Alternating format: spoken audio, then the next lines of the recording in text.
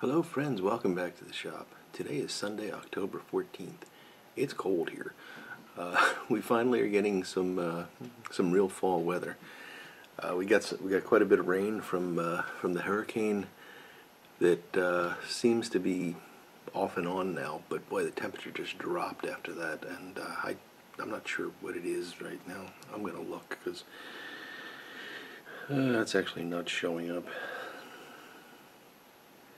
Anyway, it's cold. You just have to think. Okay, it's 41 now, and it's about 10:30 in the morning. It was when I got up this morning at 6. It was cold. So I try not to turn the furnace on in October, but may have to this year. We'll see. Anyway, I know there's some people that get upset when I do a weather report, but I enjoy it. It's sort of the one thing we all have in common. We all, no matter where we are, anywhere in the world, we got weather. So, on to business. Smoking this, this is a Brigham pipe, and I think I've smoked this before. It's not my favorite pipe. In fact, I could probably say it's my least favorite pipe. But it's a pipe that requires what's called a distillator, Brigham distillator filter, and I did not bring them down with me, sorry, but they're basically a maple tube. So they basically take a maple dowel and they drill a hole through it, and it sits down into it actually comes flush with the end of the tenon. So it's extending from about this point in the pipe all the way up to about this point in the pipe. And the idea is that it's lengthening the time that the smoke spends in contact with wood. So I smoked this pipe a few times without the distillator, and I didn't like it. And I'm smoking it this time with the distillator for the first time.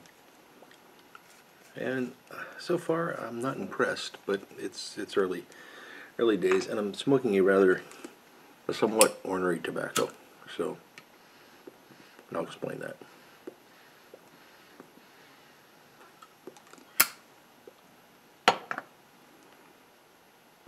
It's a wonderful tobacco. It's just a little bit difficult to keep lit right now. But what I'm smoking is this right here. Now, I don't honestly know what this is. It's Kendall Twist. That's the name of it. It's from the cargo hold, and this was given to me kindly by Matches 860. Thank you, John. I appreciate this, and finally I've gotten around to trying it.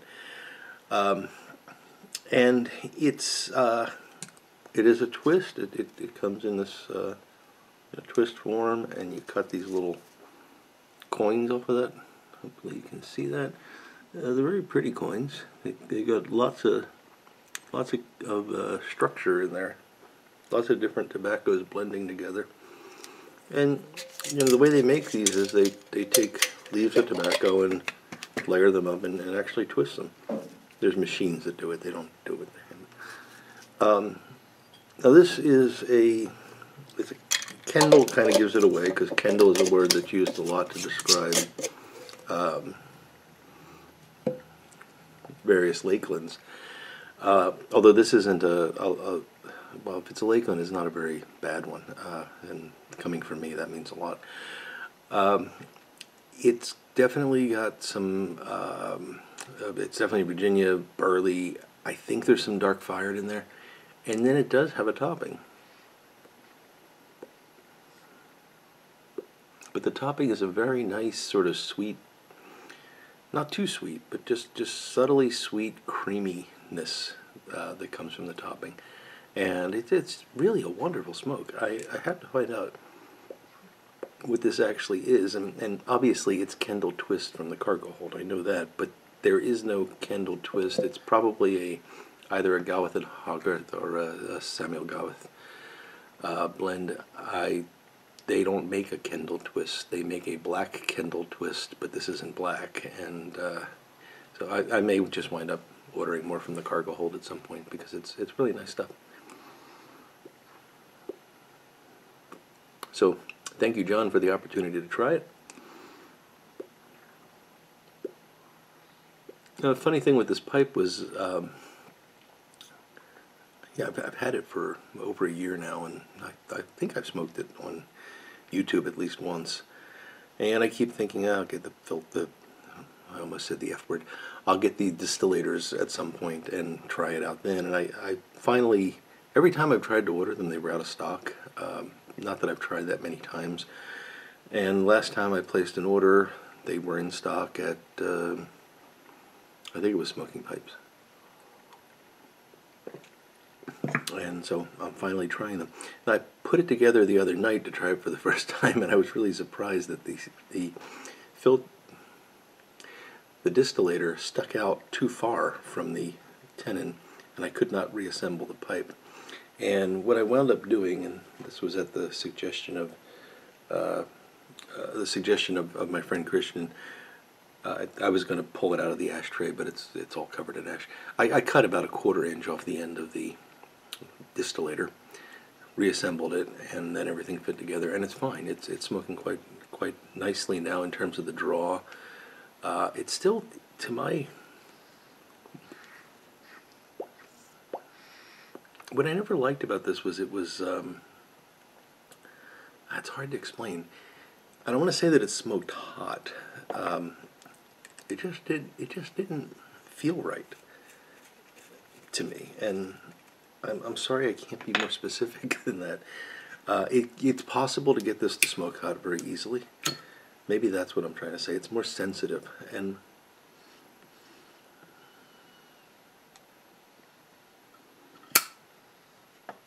that might be because I was smoking it without the insert, and it's just a wide open bore in there. I'm afraid, and I feel bad saying this, but I think the insert's just a little too narrow for my liking. But that's okay, because I can adjust to that. I couldn't adjust. That was just too big of an airway to adjust to, and there was a lot of room for stuff to kind of swirl around in there. So I'm going to give this a try, an earnest try. This isn't another challenge or anything. I just wanted to update you on the Brigham, and several of you had asked me if I had tried them, and unfortunately I had one sitting there that I hadn't smoked very often because I didn't like it. I may still wind up not liking it. This is not striking me as my favorite pipe right now, but we'll see how it goes. So the other thing I wanted to share with you is I got a very nice package the other day from Jason, the Bairu Guru. Jason has a last name, but the way I would pronounce it, he's already made fun of. So in one of his videos, he made fun of the way people say his name. I think it's Mutan, although I'm tempted to say Mutan, but that's what he said it wasn't. And here's Jason's card. Hopefully you know Jason. If you don't, he's on YouTube as the Bairu Guru, Bayou Guru. There we go. And boy, he's become a wonderful pipe maker in what seems like a very short time. Forgive me, Jason, if I just didn't know you were making them for longer, but it seems like only about a year or two. And he makes some really, really beautiful looking pipes. He also makes tampers, and he's got this line of lizard tail tampers that are beautiful. And I've admired them. I've admired his skills, his lathe skills, and all of that. And I had a couple of pieces of a wood called Bacote, and I think I've shown some of you tampers that I made out of it. It's beautiful wood, but unfortunately, it turns out I am highly allergic to the dust that's produced when you're turning Bacote on a lathe. Yeah, I had to go on steroids a couple of times from it before I figured out what the connection was. So I got in touch with Jason because I knew he was making tampers and could have use for this, and asked him if he wanted it, and I didn't expect anything in return, but he was kind enough to make me this beautiful what's called a short lizard tail tamper. And that is just how nice that grain is, and the shaping on that. And then he's got a different wood here at the end. I'm not sure what that wood is. Might be briar, I don't know. And a little what appears to be an acrylic spacer. fits really well in the hand. I mean, your thumb goes right in there. It's very, very comfortable. In fact, he even put a little depression in here. So your thumb fits there, and then your finger kind of sits in that. Really well thought out design. So I highly recommend you check out Jason. Both if you're in the market for an artisan pipe or an artisan tamper, or just to see a really swell guy make some great videos, because his chats are fantastic. He's one of these guys that you can just sit down and smoke a pipe and listen to him. So I'll put a link to his channel down below. Please go and see what he's doing, because he's doing some really cool stuff. Okay, beyond that, I think we got the 7LE Bing's Favorite is well underway and actually should finish this Wednesday, and I'm looking forward to getting reactions on that one.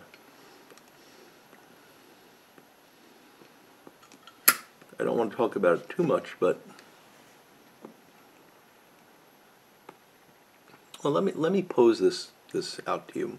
I haven't decided yet what to do about the recipe for the, if you're following the Bing's series, the Bing's Favorite series. I had to fill a burnout inside the pipe bowl. I'm kind of going back and forth on this, so I have to be sure that it works really well before I tell you all to use it.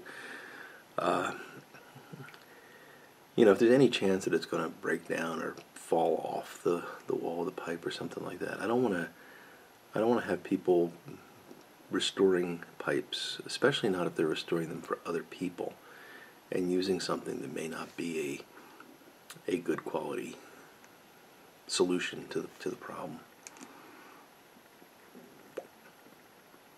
So I feel like I have to really test it extensively before I can share it with you. And that's why I didn't tell you what was in the pipe mortar. Sorry about that. Had a bit of a sneeze come on suddenly.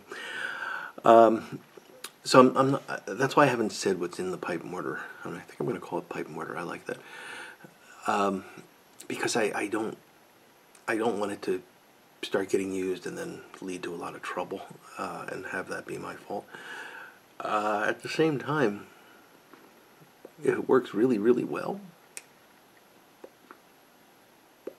there's a downside to that, because if you're somebody that buys estate pipes, you probably want to know if there's a large burnout in the pipe. I mean, if when this Bing's Favorite is finished, it may be beautiful, but if I sell it to you for a high price, you'd probably be pretty upset to find out that it actually had a large burnout. I would be. You know, I'd expect to pay less for a pipe that had a large burnout, even though it was repaired. So, you know, there's that issue where I'm not going to do it, but I don't know, somebody else might take a pipe that, you know, is only worth 20 bucks, slap some of this stuff in the chamber and sell it for 100 bucks. I don't know. Anyway, I'm thinking about it. If you got any thoughts on any of that, let me know, and you know, we'll see how it works. I really want to pressure test it though, so I'm probably going to do one more pipe. I have a pipe that actually has a burnout going all the way through that I'm going to try to do a video series on repairing, and that one is that's a more challenging repair, and it's still going to require some internal treatment, like I've been showing for the Bing's Favorite. So it'll be another good test of the material, and then after those two pipes, I'll smoke them for a while and see how they perform. Then we'll revisit this, and I'll have a special video where I'll just talk about what that pipe mortar is and how to use it and things like that, or I'll tell you why it didn't work. So, sound fair? Good. Well, I don't really have much more to talk about today. I wanted to share the tobacco, the pipe, and the tamper with you, and boy, that if I just had a lighter to show you, we'd be in great shape. I hope you're all doing really well. Those of you that were hit by this hurricane down south, I hope all's getting back to normal. Anybody that's experiencing excessive rain and excessive cold right now, just hang in there. The great thing about weather is that it eventually does change. So with that, I'm going to ask you all to to take care of yourselves and one another, and to have a great week ahead. And until we speak again, I will look forward to talking to you all again very soon. Goodbye now.